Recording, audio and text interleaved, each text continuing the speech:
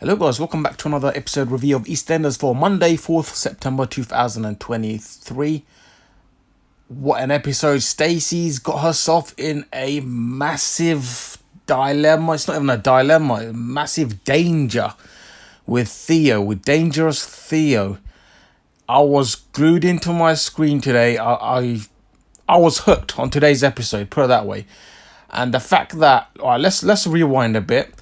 So Martin and Eve, Martin especially, he's always been suspicious of Theo. Always had a bit of a bad vibe of him, because at the end of the day, why is a grown man always giving free tuition to, like a schoolgirl first of all, and then why is he always hanging around that family without financially benefiting, or not even taking money from the tutoring that he's doing? And he's always seems to be at the Slaters and everything, and he's met up with basically Theo's ex's best friend. I think she's a teacher as well at the school, or a member of staff at the school. And she explained to both Martin and Eve that he's a dangerous person. He made her best friend's life hell when they were going out. And in the end, I think she died, basically. It didn't end well. So Theo is basically a massive villain, an abuser as well, an emotional abuser. When I knew it, when Martin texted Stacey's phone, that Theo's dangerous, blah, etc.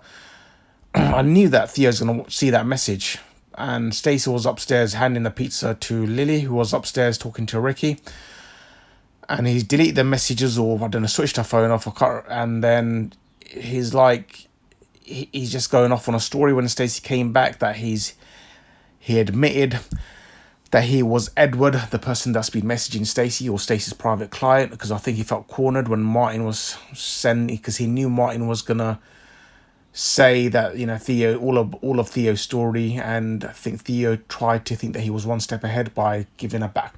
If he comes clean, then Stacey might forgive him, or maybe there can be a happy ending in his mind. And I just think that it just looked very surreal,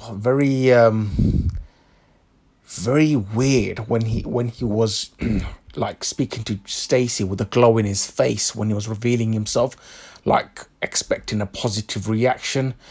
And then obviously she was just gobsmacked. At first she was laughing, but then when he showed his anger, she kind of believed it, and now she thought, oh no, because it's just her and Lily now inside the house with this maniac. And it's just as well, like, in Harvey and Jean are just in the pub drinking. Jean came, thankfully, and such bad timing. Lily went into labour. Thankfully, Jean went inside the house from the Vic and guided Lily what to do. But then when Stacey kicked Theo out earlier, she thought she was got rid of him, but I think she left the back door unlocked. And yeah, I don't know, maybe he had a key as well. And he got in, and it's just the worst possible time that things like this can happen, when Lily's giving birth in the living room. Because now you don't know what's he going to do. Is he going to physically do something to Stacey? It's going to cause a mess. It's just unneeded in that specific time. I just think that he picked his best moment, basically, Theo did. And now Stacey's stuck. Unfortunately, Eve and Martin, they seem to be far away. By the time Martin comes back, Theo would have probably done all the damage by next episode. So I don't know, I think they need a bit of a miracle now, to be honest, because with Lily's giving birthday in the living room, I hope Harvey comes back from the pub as well. That's their best bet, because Harvey's still close by, and Harvey's would be enough to scare Theo off. But unfortunately, with just Stacey and Jean there, whilst Lily's giving birth, yeah, it's not doable.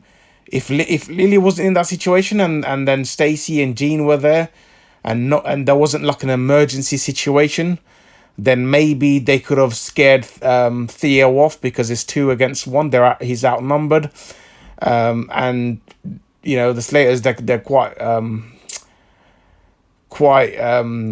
fiery women, so I think they would have a bit of a chance there. But the fact that Lily's there giving birth, unfortunately, it's just bad timing, and because they're in a vulnerable situation. So I'm hoping Harvey or even Freddie comes back soon. Their best bet is Harvey or Freddie. Yeah, and make even Alfie if he tags along with Freddie back to the Slaters. We'll have to see, but wow, what an episode! It was just terrific. And let me first compliment the acting from Theo and Stacey.